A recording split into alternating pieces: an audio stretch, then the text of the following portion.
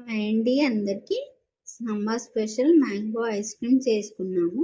ఇందులో నేను milk made వేయలేదు, క్రీమ్ వేయలేదు, మిల్క్ పౌడర్ కూడా వేయలేదు.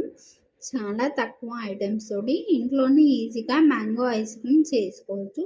ఎలా చేసుకున్నానో చూపిస్తాను చూడండి.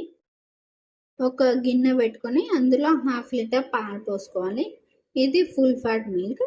పాలు మరిగేలోపు ఒక గిన్నెలో 3 స్పూన్ల కస్టర్డ్ పౌడర్ వేసుకోవాలి.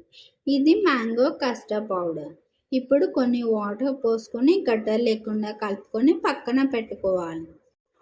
ఇప్పుడు పాలు మరుగుతున్నాయి కదా, మీ స్వీట్నెస్కి సరిపడా షుగర్ వేసుకోవాలి. షుగర్ మొత్తం కరిగాక పక్కన పెట్టుకున్న కస్టర్డ్ పౌడర్ మిక్చర్ని ఒకసారి కలుపుకొని పాలల్లో వేసుకోవాలి.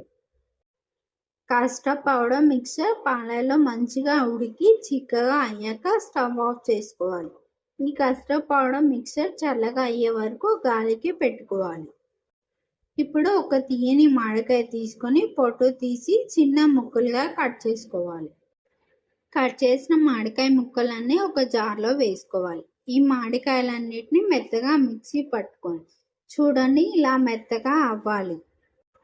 చూడండి, మ్యాంగో కస్టర్డ్ పౌడర్ కూడా చల్లగా అయింది.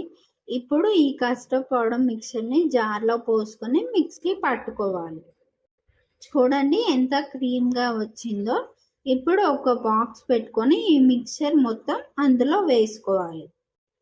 ఇప్పుడు డ్రై ఫ్రూట్స్ మ్యాంగోతో గార్నిష్ చేసుకోవాలి.